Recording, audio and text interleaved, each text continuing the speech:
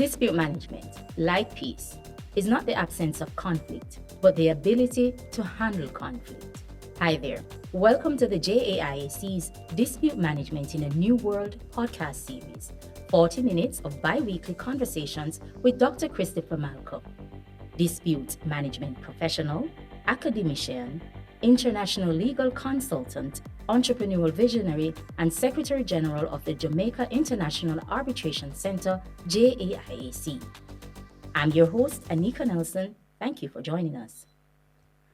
Today, we continue our conversation about the dispute management COVID-19 pandemic implications. Dr. Malcolm, before we go ahead, let's do a quick recap of some of the points that we highlighted in part one of the series. In part one, as you recall, one of the things we tried to do then was to look at some of the emerging implications that we've seen coming out of the COVID pandemic, some of the ways that we could, going forward, seek to deal with those.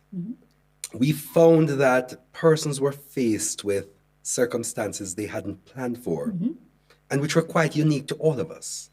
There was no one who could have guessed 5, 6, 2, 3, however many years prior, 20, that we would have had anything of the like that would have affected us and affected us to the extent that it has. And as we recall as well, just if we were to think about it a little bit, when we initially had news that there was this emerging issue of COVID, there were many who thought that it would have been confined and would not have hit us in the sort of pandemic way that we have seen it. Lo and behold, we have looked beyond that. We've seen something else, and we've seen a situation where not only has it hit us in ways that we never imagined, but every time we think that we are dealing with it, there's a morphing and a new way that we have to re-examine what we're doing to try to adapt and to be able to simply live our lives, which is what has been happening. Now, from a dispute management perspective, if we were to center it in this context, what we saw happening is that a lot of arrangements that were entered were all entered, particularly where they involve cross-border transactions and businesses which were required to continue in that context.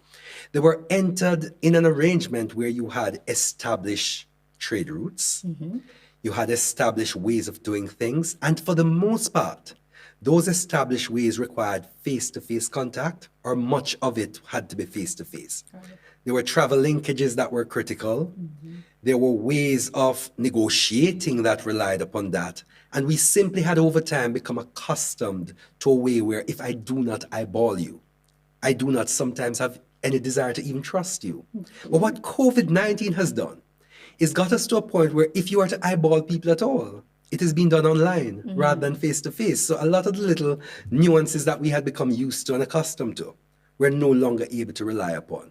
But in that now, what has happened is that because of this new dispensation, if we were to call it that, you have a situation where persons have to start thinking a little out of the box. What can I now do? How do I deal with this situation that I have absolutely no control over?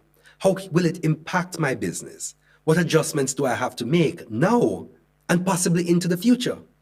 And one of the things that I've seen, certainly as a lawyer, is that persons are now, for example, revisiting contracts and including provisions that are not just related to COVID-19, but the possibility that going forward you could have something similar to COVID-19, having the sort of debilitating impact that COVID has had.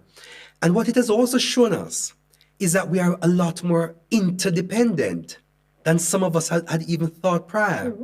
So what COVID did, for example, is showed us that while we may have our individual business activities, and we may have recognized that we were reliant on others for them to develop, we now had a situation emerging where everybody, regardless of who they were, rich, poor, in between, were suffering losses as a result of COVID-19. And the question is, how do we then deal with those? How do we redistribute losses or distribute them in a way that is fair, in a way that is reasonable, and in a way that will allow us to have the business continuity we require, and in a way that will allow us as well to maintain relationships. So what COVID-19 therefore then did, if we go back to it, was that it required of us to revisit existing relationships. It required of us to conduct performance and other audits if we hadn't done them prior. True. It required of us to re-engage as to how we resolve inevitable disputes. And it required of us to understand that some of the systems, for example, the courts that we had traditionally relied upon, could no longer assist us the way they did. And why did the courts take an impact in this significant way? Because the courts are generally designed to encourage and support significant face-to-face interactions. But when COVID came about, you had a situation there where courts, many of them were shuttered completely altogether. Yes, they were. And others, if not shuttered, realized that they had to be giving very limited service to persons. So you had significant backlogs in your court systems developing, and you had a situation where people could not, in real time, and with the levels of comfort that they required, simply go to the court for a decision to be made. It just didn't happen. Yes. So what then had to happen is that people now had to start thinking, how do we pivot more to online, for example? How do we pivot to hybrid systems which use online and which use the court systems as well to the maximum extent possible? And how do the court systems recognize that online, even if they had not yet got there, and some had, in fairness, were much further along than others, how do we ensure that we introduce elements of our processes that could allow for a more seamless functioning of online? And another thing which is critical, how do you get persons who were, some of them, distrusting of technology, some of them distrusting of not being able to integrally and intimately see things and be involved in the arena of the process? How did you get them to re-engage themselves and to start trusting a process that many of them did not know about? And there were some persons, depending on what you did, who were simply averse to technology that now had to get up to speed. How do lawyers, for example, some of whom had simply operated on the basis of everything in hard copies, everything by reference to what I can see on a piece of paper. How did you get those persons to now engage in a process where you very often wouldn't have black and white? And even if you did, it would require you to get it, print it, and deal with it. But in a system where, for example, when you're dealing with a resolution of a dispute, you are simply looking at somebody on a screen who may have been 1,000 miles away or even more. How did we get to those? So coming out of that experience, we recognized that we now had to look at systems that allowed for online. But we also had to look at something else. We had to recognize that with the need for redistribution of losses and with the need for saying that we all are suffering. There's no one suffering. Some are suffering more than others, depending on economic circumstances, of course. But we all are suffering to one level or another. How did we get to recognizing that the adversarial way of things, we had to move away from that a little bit to things which are a lot more conducive to amicable discussions, conducive to mediated settlements, conducive to facilitated renegotiation of existing contracts. Those are some of the lessons that we had, and persons had to literally come up to speed very quickly. So those who did not spend a lot of time prior looking at alternatives to the court system suddenly found that they had to go there. And even within the court system, courts that had not yet sought to digitize a lot of their processes recognized that they had to now do it or be left behind in their capacities to be able to provide good service to the persons that they serve. You've just given us quite a number of points in terms of the implication. Were there other implications for businesses, not just domestic business operation, but international business operation? Well, the truth is that whether you are in a domestic or in an international space, the problems pretty much are the same. Where you're talking about international, and when I suspect when you're speaking about international, we're talking about persons who then take their business across borders. Right. So, for example, a business in Germany having to do business with another in South Africa, Right. or some such thing. Right. How were those particularly impacted? And we know at the beginning, for example, you had impacts relating to shipping lines. You had impacts related to provision of services and support, so on. Because we need to break this down a little bit. For persons who don't understand well enough, we understand that there's a global supply chain where you have input suppliers and you have off-takers of services and goods and services that are produced. Now, in that context, we have long moved beyond a space where there's any single economy or country that produces all that they need. We have now got to a point where you have inputs from various places all coming together, being assembled and so on in overall products and services, which are then made available. So once you are now talking about having to deal with persons online and across borders, you now had to re-engage. So the impact for businesses, some of them included, that end product makers were now being depleted of the inputs that they required to produce their goods. Yes. And part of the reason for that is not simply because shipping lines and so on were down, but you had implications where in some countries and in many, you had a situation where you had lockdowns. Right. You had restrictions on travel. You had restrictions on even leaving your homes. So in those circumstances, even where the products could have been made available, the inputs required, you had a situation where the persons who were supposed to build them, the human resources, were simply not available and limited. Yes. You had even now, if I were to take just a quick one, we have looked, for example, at vaccination and vaccines being produced that we hear is the way for us to move forward out of this pandemic. But what we have also seen is a situation where there's a shortage of vaccines that are available, scarcity at all levels. And part of that is simply because the demand is outstripping the supply. Yes, it is. And in circumstances, for example, let's take India. India is known and recognized as a jurisdiction which produces a lot of the world's medicines. But in India, they've had all sorts of upticks in pandemic-related issues and so on. And their own supplies are not able to reach where they used to reach. And they're simply not able to meet demand as they were able to before. So supply and distribution. Supply and distribution chains have been affected. And ultimately, once those are affected, what happens?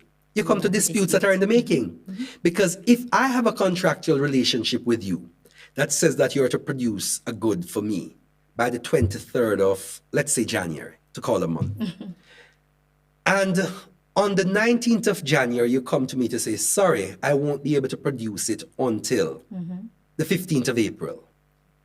Then in that situation, what do you have? Not only are you putting me in a position where I cannot then produce my good or service, but the very real likelihood is that there's a ripple because I have other persons that I must then supply my good or service to. And so the ripple effect continues. So you now have, instead of a single dispute having arisen, and that is where the pandemic implications become, because you now have a situation where a single break in the chain will have multiple impacts on several persons to an extent that we haven't even considered in some instances. Because what is clear is that when things are going well, you don't spend the time to think of the ripples. True.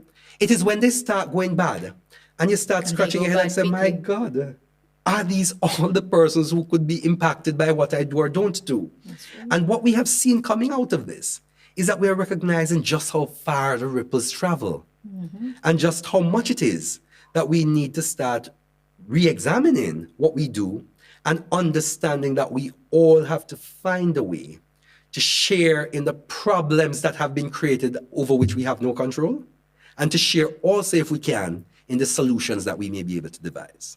That's a good point on which to move to the next question, which is what exactly can businesses do to prevent those, well, not so much prevent, but to manage the ripple effects? There are some things you have very limited control over managing. Disputes are things which will always happen. And because you know they will happen, they're pretty much like a contingent liability on a balance sheet. You put contingencies in place to deal with some of the things that could happen, but even if they do not ultimately manifest. So what does that require for businesses? Businesses need to start recognizing, if they haven't yet done so, that when you're thinking of a product or service, in the same way you start thinking of getting your economist on board, your accountants on board, your technical people on board to help you to devise a product or service and to craft it and to do whatever you need to do to bring it to market. You also need to start thinking very early that in this design, in this development, in the usage of the product or service, disputes are likely to happen. And let us break that down very quickly, if I may. So let's say, for example, you're building a product or service and you're relying on the intellectual property, the copyrights, trademarks, and so on. You have the possibility that somebody could breach those. What are the ripple effects if it is? How do you prevent, for example, put a system in place that will enable that You don't really have as many breaches, or if there are, you minimize them so that you don't end up having to go to court and people getting injunctions and so on. So that is one of the things that businesses need to do. They need to think in a real way about what it is that they need to do to avoid the problems happening, one, and to ensure that they're seamlessly dealt with. And that takes me to something I learned very, very long ago. I remembered when I was learning project finance, legal aspects of project finance, one of the best bits of advice I got, that you must always think of a project that you're considering and when you're negotiating it as a situation where there's a handle and a blade to a knife. At some point in the relationship, the handle will be with you and the blade with the other person. But there comes a point in that relationship where there's going to be a switch. The blade will be with you and the handle with the other. And so the best thing always to do when you're negotiating, and this is where the management process and the foresight comes in, is to negotiate and try to put deals in place where when the person has the handle and you have the blade, there's no incentive on their part to see you in a dark alleyway and stick a knife in your back. Figuratively speaking, of course. But the point being made is that we have to think realistically of where fairness lies. Think realistically of the fact that anything being done now will have short, medium, and longer term impact. And how do you then put arrangements in place with that in mind? And a critical element of that is to recognize that however good your product or service is, however well considered your distribution links are, however well all those things are, there is always the possibility of a dispute. And you must always recognize that you can have all the money in the world. You can have all the distribution links in the world. If a dispute arises and it is not properly managed, notwithstanding all of those, you could get it thrown out the window, your product or your service. And in that context, those who are in the area, for example, of practicing insolvency will share, if they want to, that in many instances, businesses go under, not because of a want of financial arrangements, but because the arrangements in place for dispute management are not adequate.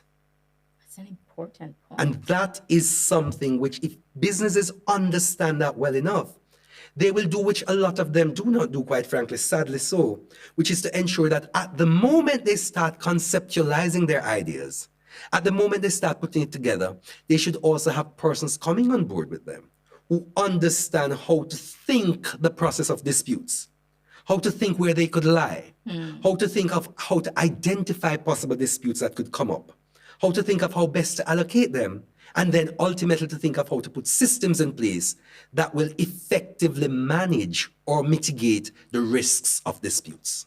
Is there a differentiation between what we are seeing in terms of disputes originating from our new online dispensation as opposed to some of the disputes that we would have seen in previous years? Well, that again is a loaded question in this way. The mere fact that you go online with contracts where parties are all about, because an online relationship really creates its own problems. So there are disputes which will necessarily arise out of that. How do you manage data, for example? Right. How do you manage the fact that something may be in the cloud? What is the jurisdiction of the cloud? There are all of those issues which come about which have to be dealt with.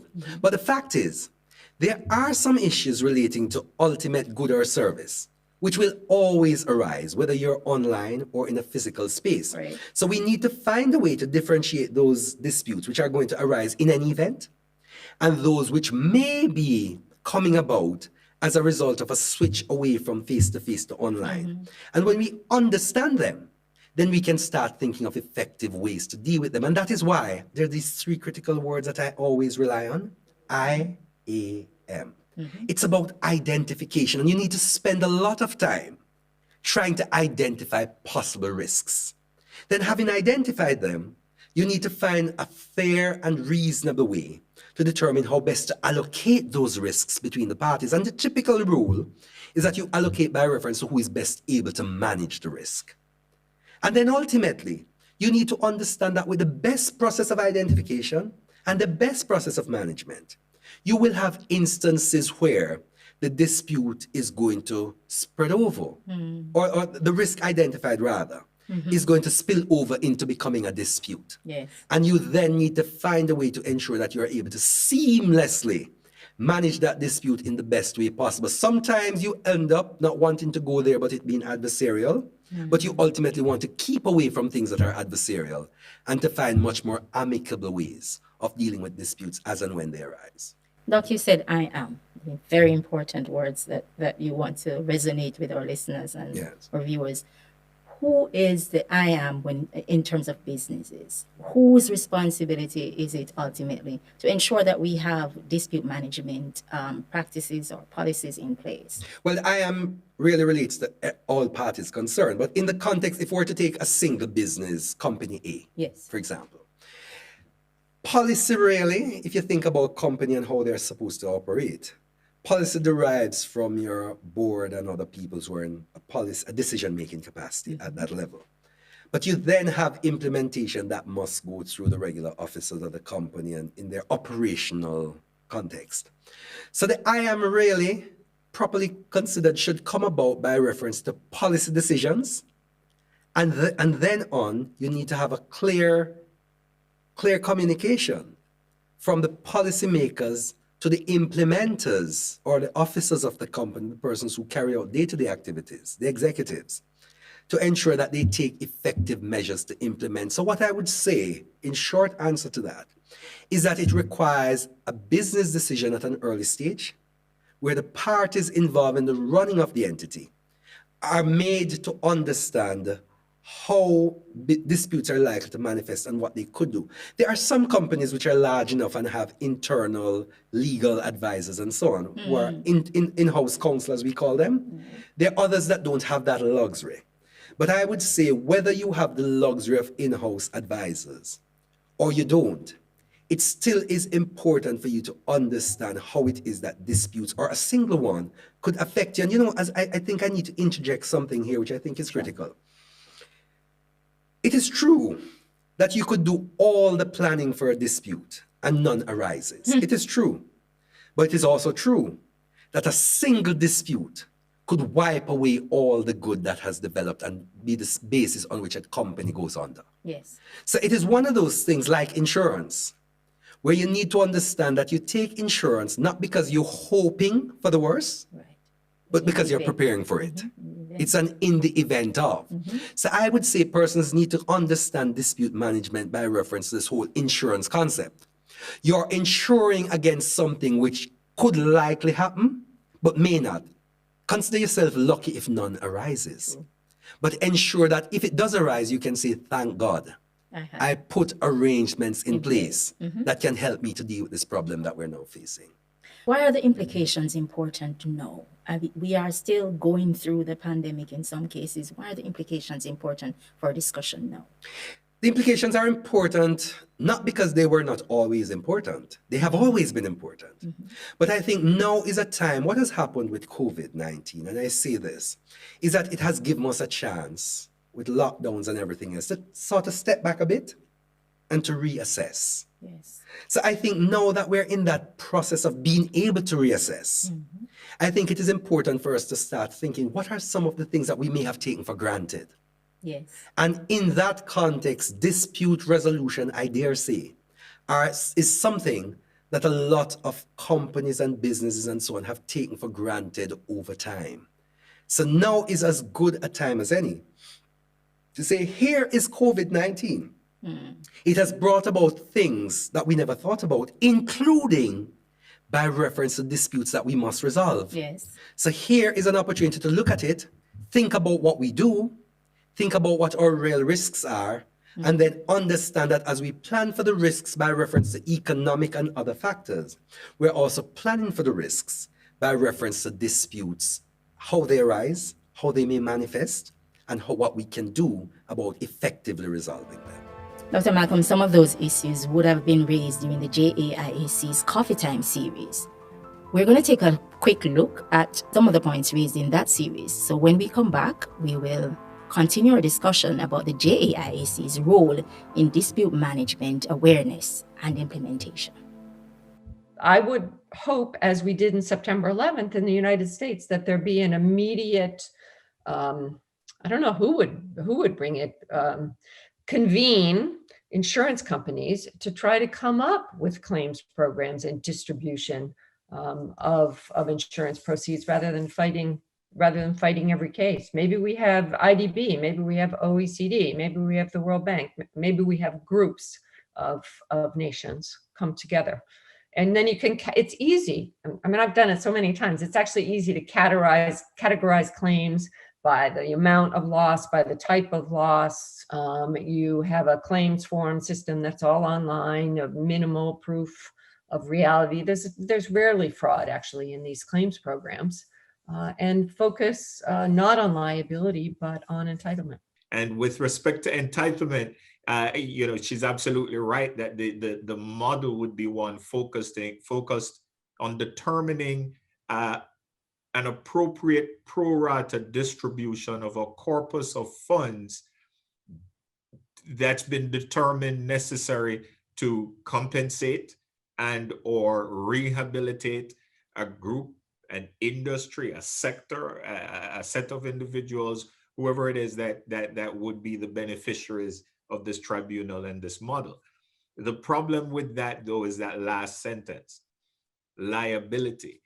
Here we're talking about not an incident that can be labeled one that is the basis of someone's or a company's negligence, not one that's based upon the malfeasance or purposeful act of a group or entity or a state actor. We're talking about a virus. Who gets labeled, who gets tagged with the negative impact of a pandemic? Of course, the question, that necessarily will flow from that is this really, as Lucy was alluding to, an issue of liability per se, or is it just a question of insuring for unwanted consequence? Are we just merely saying, well, that's what insurance is for? That begs the question, are there exclusions that apply? The cases that are starting to arise with respect to business interruption claims are being forcefully met with defenses of exclusions, which typically would have exclusions for force majeure, unintended and unanticipated negative consequences, acts of God. Many would try to argue that a pandemic, a virus, something that is arguably not man-made, still, a pending question, would fit into that category, and those arguments are being made forcefully. So we, even within the insurance context, even when we're talking about avoiding liability in the traditional sense, in terms of either negligence or malfeasance or purposeful act, but we're talking about purely an insurance context. Profound comments there from Miss Lucy Reed and Mr. Robert Vaughan, panelists from the Coffee Time series webinar hosted by the JAIAC. Dr. Malcolm, tell us a little bit about something you gathered from that webinar series that you want to share with us. Coming out of that webinar, what was clear to me was the extent to which, regardless of where we are in the world, we were having common problems related to a pandemic that we had not previously had to deal with, anything like it. And that it was also clear that persons were having to grapple as dispute management practitioners with the idea of what now to do when everybody is suffering, when everybody is having a situation where we're all sustaining losses. Right. How do we redistribute those losses? How do we ensure that there's fairness? How do we ensure that we keep our economies going? How do we put systems in place that could refer, for example, to historical examples of panels and tribunals that had been set up prior to find solutions which were not necessarily all novel, but which were sufficiently geared to deal with what we had to deal with now. So that for me was a significant takeaway. And what was clear as well coming out of it was the extent to which it was clear that a lot of the more adversarial systems of litigation and even arbitration were no longer, at least not then anyway, as compatible with what our needs are as looking at more mediative and more amicable ways of resolving disputes. And I think the lesson, if I were to say the greater lesson going forward, is that we really should think in a very general way of how we may be able to avoid adversarial circumstances and try to find a way, not just when problems arise, but in a more general way of being more amicable. And it's like going to the doctor. You should not simply check up on your health and well-being when you're sick. You should very often put yourself in a position where you put systems in place to manage your health so that you avoid getting sick in the first instance, or even if you get sick, that you do not get as bad complications as you otherwise would have got had you not been taking proper care of yourself.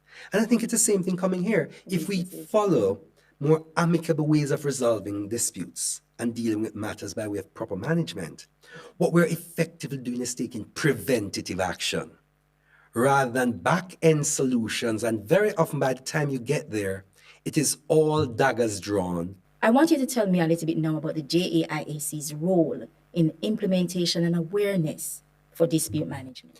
But what the JAIAC, working together with other partners, has been doing over time is being involved in capacity building and helping persons to understand how best we can look at management rather than simply resolution in how we put systems together to protect our businesses and to protect ourselves as individuals.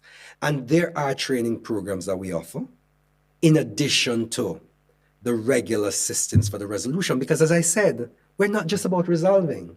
We're about putting persons in a position where they're better able to understand what their options are. And better able as well, having understood those options, to determine which ones they should use and in what circumstances.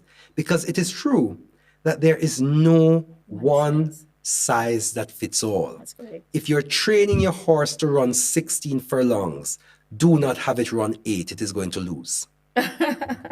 So in this situation, we're saying, let us allow you to choose what is appropriate based on what your needs are. And so the JAIAC is proactive in that way, in helping people not just to resolve, but how best to prepare for resolution. You spoke just now about training opportunities. How are you managing to do that? Are some of these training opportunities online? How are you managing to do that? Well, there's some that have been online, and the truth, as I said, is that we are not entire to ourselves. We have consistently worked with other partners, and collaboration is a name of the game. What are some of the services, the training? We've offered training services in the areas of mediation, in the areas of general conflict resolution, in the areas of arbitration, in the areas relating to facilitated contract renegotiation, in the areas of adjudication. So it's a host of training opportunities. And I like to think that one of the things to do here, very often training programs are sort of dispute resolution programs. I don't ever take that approach to training. I recognize that there's a very holistic approach. So every aspect of dispute resolution, be it arbitration, mediation, whatever you may think of, once it is not going through the courts, it is relating to a contract service being offered. Right. So if persons do not understand the overarching framework within which contracts arise, the nature of the legal systems within which they function and so on, the training program is not as helpful as it could be. Right. So the training and capacity building programs that we're involved in tend to be holistically designed to not just take you into trying to understand what mediation is about and so on, but to help you to understand the framework which allows for mediation to work well and for it to get the legal effect that you're hoping for. Finally, we're almost out of time. How do persons contact the JAIAC if they're interested in doing one of these training courses? Well, contacting the JAIAC is easy. If you send an email to info@jaiac.org, it will be answered. And you can also call 876-416-5390, and you can do this from wherever you are in the world, being reminded that we are not simply geared to serving the needs of Jamaica and the Caribbean. Right. We are here to serve the needs of an entire globe. Dr. Malcolm, thank you very much for sharing with us. And thank you for having hosted me, Anika. Like we did in the beginning, we're going to wrap things up here, and we will give you a repeat of our quote. Dispute management, like peace, is not the absence of conflict, but the ability to resolve them.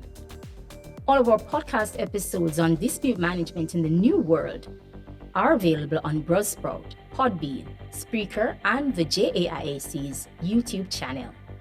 Until then, I'm Anika Nelson on behalf of Dr. Christopher Malcolm, thanking you for joining us. What words come to mind when you hear dispute management? Procedure, resolution process, tribunal, economic development. And what are some of the underlying industries that use dispute management? Construction, for instance. Insurance, maritime, trade, investment, sports, and intellectual property are just a few. This program is produced with the kind sponsorship of the Jamaica Deposit Insurance Corporation, JDIC, protecting deposits for you and me. I save because one day my little business is going to be a big deal. Yeah, and I make sure to put away a little something for him. And thanks to JDIC, deposit insurance protection on my savings gone up. You've been upgraded. Deposits held in commercial banks, building societies, and merchant banks are covered under the JDIC deposit insurance scheme up to $1.2 million per depositor per institution. JDIC. Protecting deposits for you and me.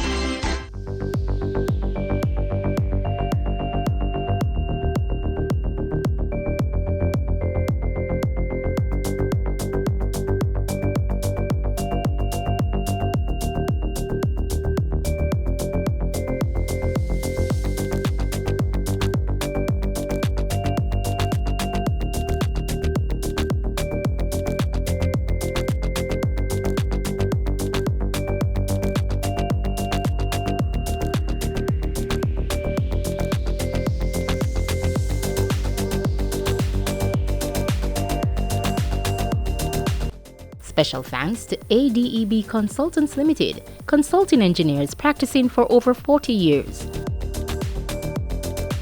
iNeutral, dispute resolution made easy. CP Malcolm, dispute management practitioner. Caribbean Institute of Alternative Dispute Resolution Limited, CIADR. Mona Law Faculty, the University of the West Indies, Mona. Impact Justice, improved access to justice in the Caribbean. Stay tuned to all our podcast episodes exploring the concept of dispute management, its appropriate use, options for stability in business relationships, and how it supports sustainable economic development. All our podcast episodes are distributed by these platforms: Google Podcasts, Spotify, Apple Podcasts, Amazon Music, Deezer, Stitcher, Podcast Index, Pandora, TuneIn Plus Alexa, Podchaser, Podcast Addict, and wherever else you get your favorite podcasts.